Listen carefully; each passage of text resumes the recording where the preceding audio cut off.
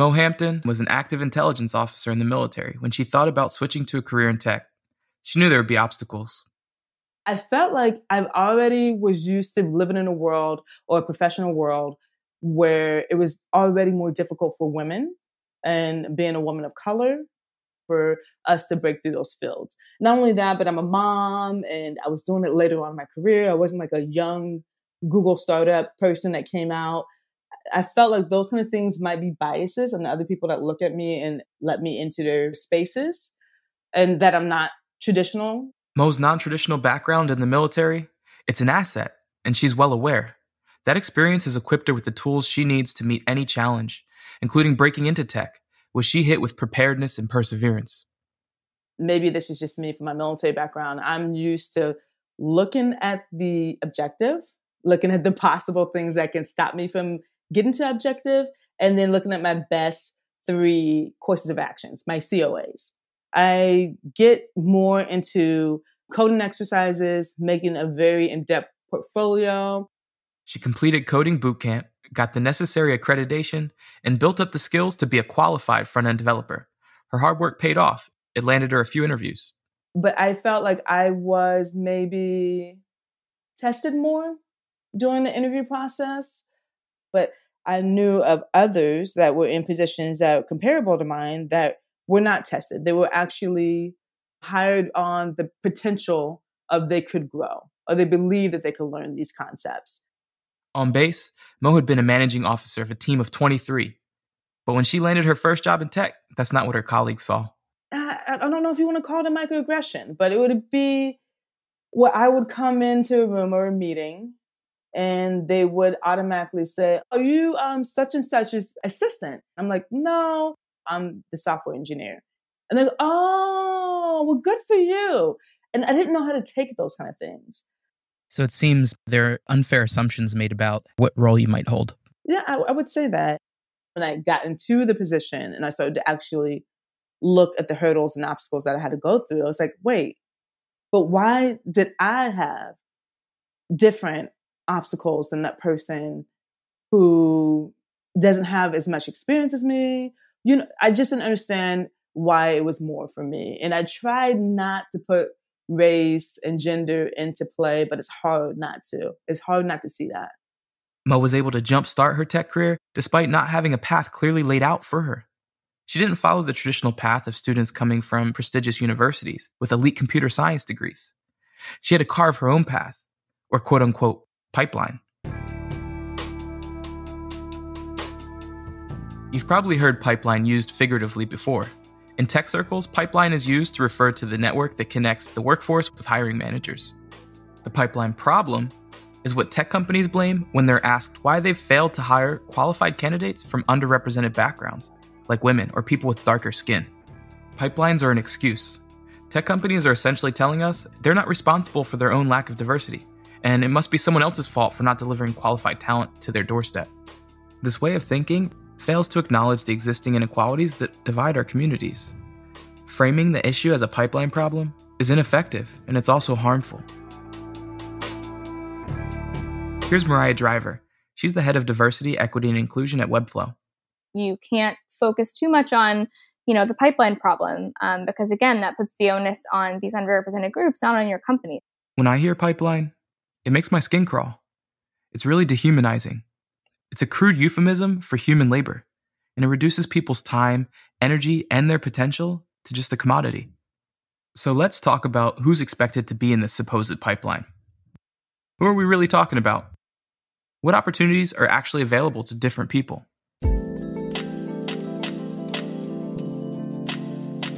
This is Culture Fit, Racial Bias in Tech. I'm your host, Darian Boyd.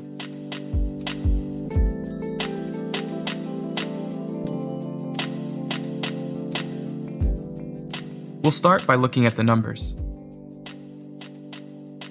Research from the Kapoor Center for Social Impact determined 21% of computer science grads are Black or Latinx, but they only account for 10% of technical roles at the top 20 tech companies.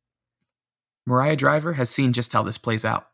What studies have found actually is that the candidate pipeline for, I think, 80% of companies is usually more diverse than the company itself. So there's actually a lot of candidates from underrepresented groups who are applying and for some reason not making it through the process.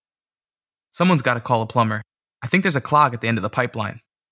Why aren't Black and Latinx professionals being hired at the same rate? One possibility is that tech companies limit recruiting to certain types of universities. Bloomberg reported that Facebook was analyzing how well their Ivy League pipeline was serving them. In 2013, Facebook found zero correlation between alma mater and job performance. Despite this discovery, employees at Facebook told Bloomberg that hiring managers were still pulling from the same set of schools where Black students are historically excluded. Here's Kimberly Johnson. She's the professor of social and cultural analysis at NYU. There are lots of tech people, computer science folks that are coming out of HBCUs, that are coming out of all sorts of different institutions. There has to be a willingness to go and look, and not only look, but also a willingness and a commitment to actually hire folks and give them a chance, and not simply say, well, they're not in the network of the 10 people that I know, so therefore they must not exist. Relying mostly on referrals and recommendations from people already in your network, it's a sure way to prevent diversity. Here's Stephanie Lampkin, CEO of Blendor. It's an inclusive recruiting and people analytics software company. There's a significant portion of people who work at tech companies who don't have engineering degrees. So one can't use the argument that education alone is a justification for why individuals aren't qualified. Furthermore, by saying pipeline problem, it to me sort of signals that you think certain people are inherently incapable of acquiring the skills necessary to be successful. And I think that in and of itself is problematic because we know that there are just simply bigger challenges for people who've grown up in certain environments or certain socioeconomic backgrounds that prevent them from getting access to the people, knowledge, and resources to learn. But it does not mean they're inherently incapable of learning.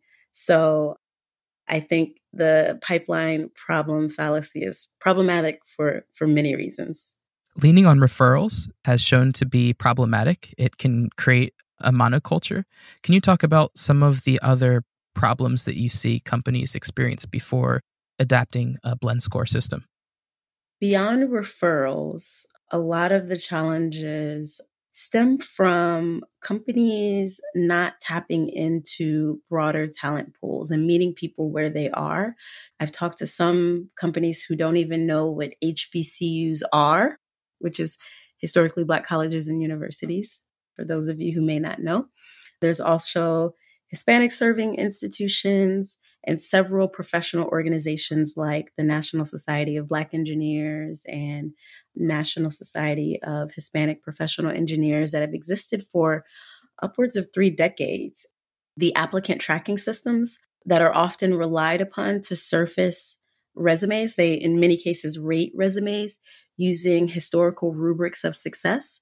And the challenge in doing that, as we know, with bias in AI, if you are using historical models of success to predict future success, inevitably you are biasing your system for identifying diverse candidates. Whether it be bias in algorithms, whether it be an inability to broaden your sort of pool of talent, or just the inherent bias in the interview process, it takes a lot of work. And it's hard, particularly if you're a scrappy startup or mid-sized company looking to scale to get to your Series C or Series D. And we recognize that diversity recruiting is really challenging, and sometimes it's easy just to rely upon referrals.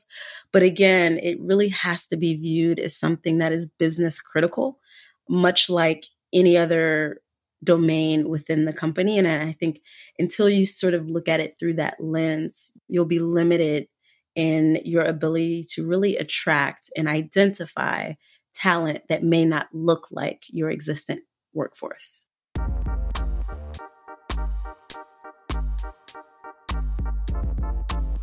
We're talking about building and maintaining diversity among the workforce.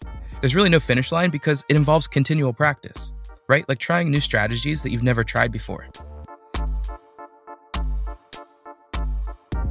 Here's Josh Torres, the co-founder of LTX Fest. It's a conference for Latinx in tech. It's easy to get a result when you've done something the same way consistently for so long. But when you're trying to do something new, you have to try new things. I also try to counter pipeline all the time. I say there is a fire hose of talent. Like anytime someone brings up pipeline to me, I'm like, let me open the fire hose for you, because I know so many talented people and I can connect you with so many other organizations and community organizations where you can find the talent you're looking for. When you can go beyond the existing networks, like high-profile universities, you're going to reach a group of people that have less social capital. Here's writer, speaker, and software engineer LaRon Barton. So social capital is, let's say you have a fraternity brother, and this fraternity brother is in Google. Oh, snap, Darren, you're looking for a job? Let me put a good word in for you. Social capital is your grad school colleague, whatever, being able to recommend you for a job. It's all about who you know. Because, I mean, there's some smart Black and Latinx folks, right? But because we don't have that social capital, we're kind of being denied.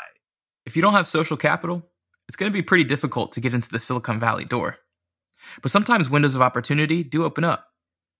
It's like the story we heard from Olatunde Sabo-Mahin. He's the founder and CEO of Street Code Academy.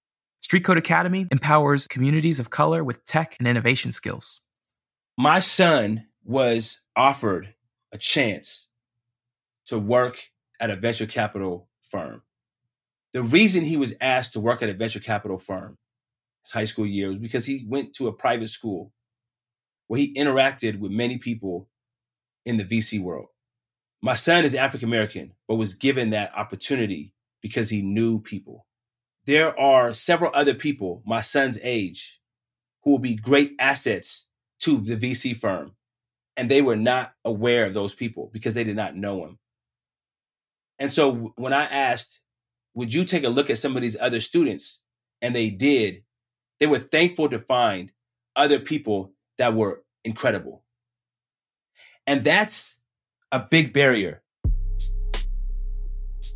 There are willing, good-hearted folks in Silicon Valley who want to give opportunities to people of color, who want to find the right people of color, but we have the wrong gatekeepers. We have the wrong doors of opportunity, and our people are shut out and are not able to see them. When they do, we thrive and do well, but those opportunities are too limited. When we hear from Olatunde about how hard it can be for certain people to get past tech gatekeepers, especially if you look a certain way or maybe sound a certain way, we start to poke holes in the core belief of the tech industry, that tech is a true meritocracy. You know, when we talk about something in quote unquote meritocracy, I feel like privilege is such a huge part of it. That's reporter Sindhuja Rangarajan. She's written about tech diversity issues for outlets like Reveal. You know, who gets access to the best schools? Who goes to the big Ivy League colleges? When companies hire from those colleges, there's shared language, ethos, alumni network. So I think that when you don't have that route at all, it's very hard for someone to come out of nowhere and break into tech. So I think meritocracy or whatever it is a complete myth, because you don't have roads for people who don't come from certain schools and certain backgrounds to get into tech, for the most part. It's a false narrative that Sydney Sykes has seen firsthand. Sydney's an investor, and she's also the co-founder of Black VC, a group dedicated to advancing Black venture investors. The U.S. has this culture where we really believe in the idea that anyone can succeed. And that furthermore, the people who are most successful are the people who should be successful. And this mentality really ignores decades of institutional racism. It ignores the idea that there are people who are successful right now who started out in life with a huge advantage because of class or money or circumstance or education. And venture is really no different. If you have a lot of family money and nothing against that, you can start your own VC fund. If you want to be an investor, you're a first generation college student whose parents both worked minimum wage jobs, it's going to be really hard, even 10 years down the line, for you to find friends and family dollars to support your first venture fund. So that mentality really needs to change if we're going to support companies and investors and ideas that look different from how they've looked in the past. As Sydney said, VCs believe if you work hard, you'll succeed. But this belief ignores the privileges that give certain groups a head start. It's a sentiment echoed by Jacqueline Gibson, software engineer and digital equity advocate. If you're talking just solely from a socioeconomic status, and you consider the fact that white people tend to have, like, on average, 10 times more wealth than Black families now, wealth plays a key role in where you fall in the digital divide. Because more often than not, the people who are the quote unquote digital haves are people who have money, disposable income, to be able to give them some of the newest gadgets, access to coding tutors, or send them to camps. In the US, where white families have a net worth of $170,000, Black families only have a tenth of that, at $17,000. So access to digital means can be limited.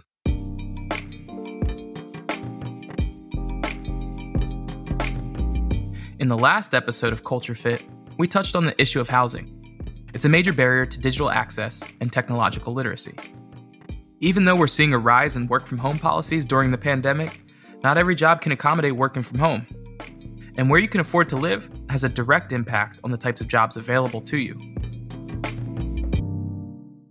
If we're going to talk about human pipelines, housing has to be a part of the conversation.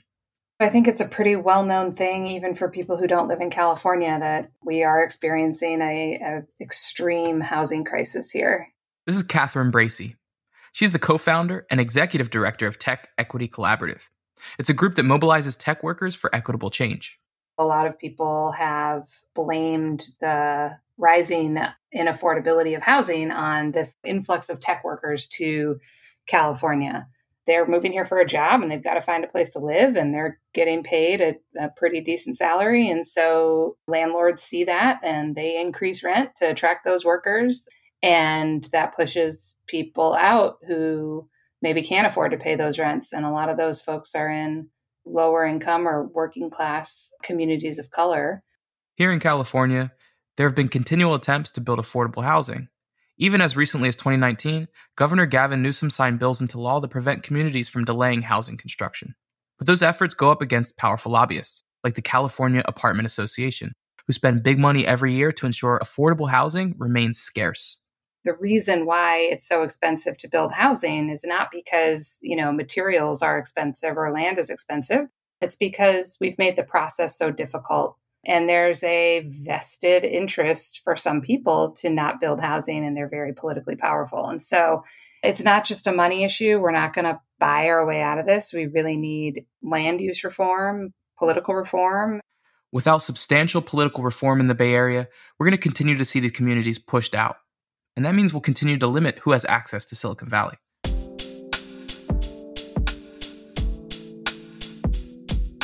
Even if someone with disadvantages like a lack of affordable housing or limited social capital are able to overcome those barriers, they still face workplaces that are often unwelcoming.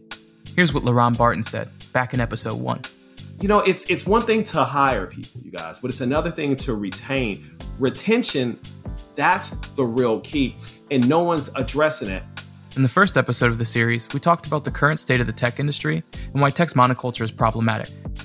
Additionally, there's a phenomenon known as the black tax. Think of it as time spent. It's the additional time Black employees spend furthering diversity and inclusion efforts, things like representing the company on panels or consulting on diversity-related issues. It makes me wonder why some of their non-Black coworkers don't step up. This is extra work and it goes unpaid. It's on top of the exhausting work schedule already prevalent within tech companies. It's not just time, it's also an emotional spend. These same challenges can make it difficult to retain Latinx employees in the tech sector as well. But as Josh Torres, co-founder of LTX Fest, points out, we should strive for more than just retention. To me, retention is the floor. You're doing the bare minimum to retain your employees. That's cool, but I want to know how you're advancing employees, because if you're investing in your workforce, they are definitely staying. And I think that's a little bit of a shift in terms of how we think about it. Just because, like you mentioned, it is such an issue. So people are like, how do we fix this issue? And it's actually, if we strive for more, it's my hypothesis that we can actually kind of fix it. Retaining and promoting Latinx employees is no different than uplifting any other underrepresented group. It starts with changing company culture. I'm talking about including faces in leadership that don't really fit the norm and providing balanced decision-making power. Otherwise, the pipeline loses out on people who, they make it through the door, but then they head straight to the exit.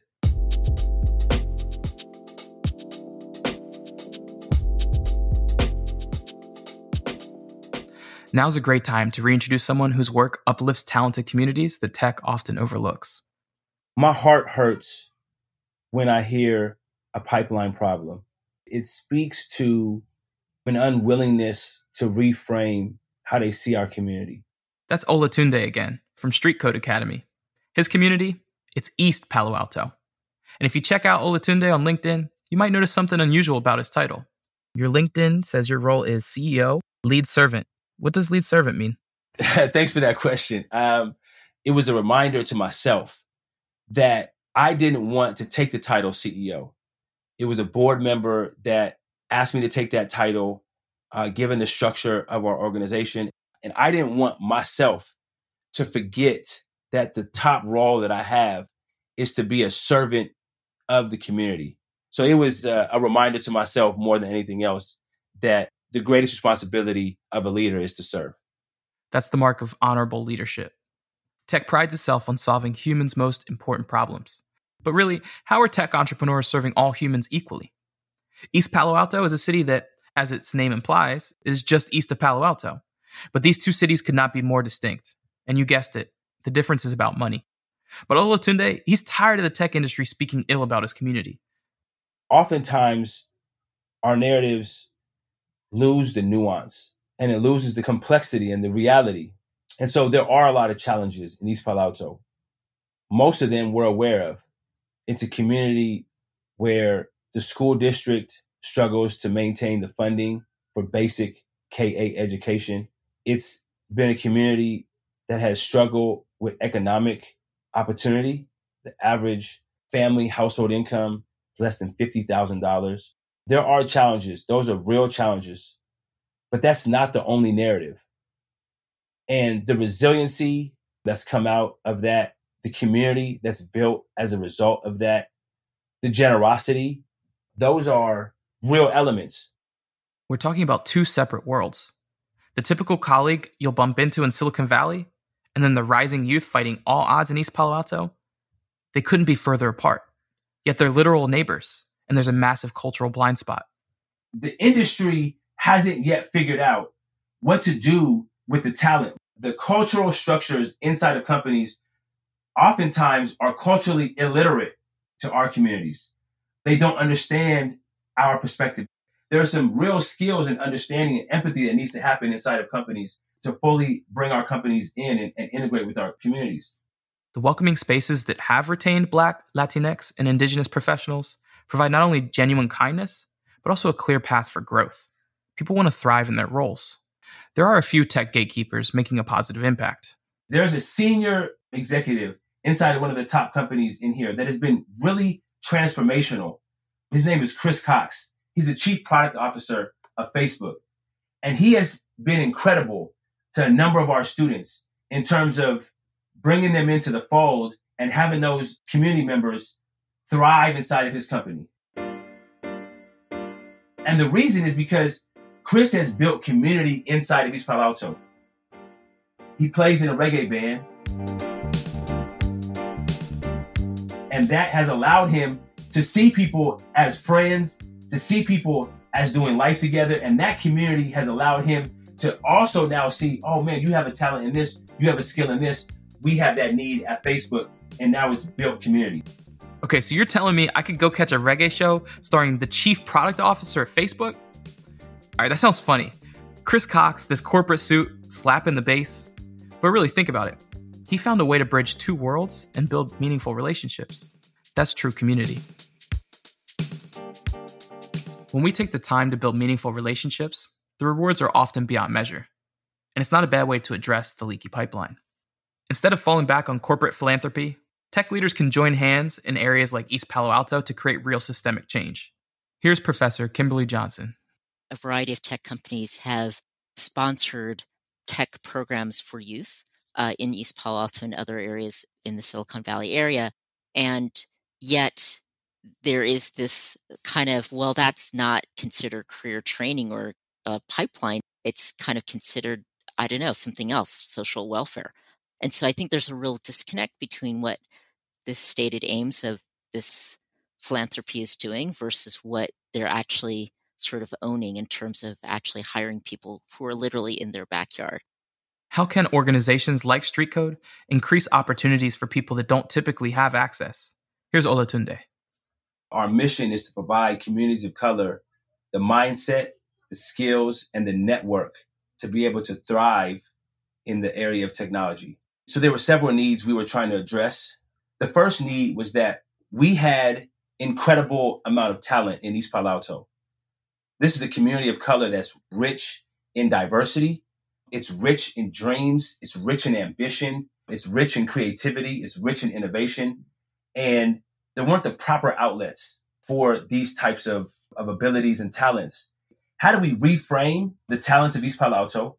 I'll give you an example. We were creating nationally recognized hip hop curriculum around science standards. And there were young people there who had such incredible communication skills. They could take curriculum, science curriculum, understand it, put it in rap form, in video form, and teach things like the digestive system in a way that fifth graders memorized the information, understood it, and had fun learning it. And those same students that had the ability to do that were not seen by Silicon Valley as innovators. Right under the nose of the Facebooks and the Salesforce and the Apples and these are Googles, these are the giants of innovation, and still weren't able to recognize the talent that was right in their backyards. While Olatunde leads Street Code programs in East Palo Alto, Catherine Bracey leads the policy side of equity in Silicon Valley with her team at Tech Equity Collaborative. It's built to answer the question of how we can create a tech-driven economy that is creating value for everybody, that is, creating growth that lifts all boats. And the answer to that question for us is really that we have to engage with the structural issues in our economy that create inequality.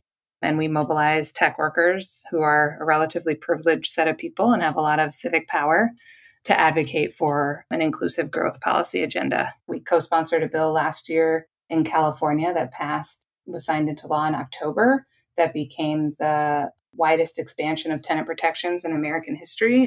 And we continue to work on legislation and advocacy that will create the protections that renters need to make sure that everybody can afford to live here.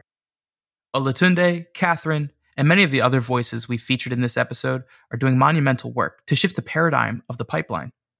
These visionaries have reframed the pipeline to a movement that uplifts people, often left out by tech. But as Olatunde says, if the industry continues to neglect Black people, I know that our talent will find its way to blossom. And if it doesn't blossom in tech companies that fail to see the talent, it will blossom in other ways. We are looking at Street Code Academy of now funding 50 entrepreneurs in East Palo Alto. And these entrepreneurs are ones that could be assets to surrounding companies. But if they're not going to be assets to surrounding companies, they'll create their own. We thought about a saying when we first started Street Code of Motowning the industry. Motown was the Black community's answer to saying, if you don't want us in music, we'll create our own. And Motown ended up being a historical contribution to American music history. Well, that I believe can also happen in tech, where if the tech industry does not see the talent and the value in our communities, we will create our own. It's hard to imagine what we lose if the tech industry continues to exclude Black, Latinx, and Indigenous creators.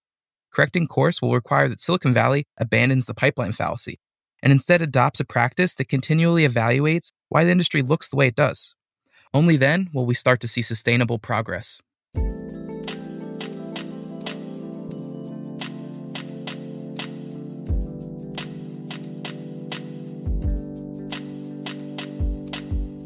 Thank you, really, thank you for listening to episode 3 of Culture Fit.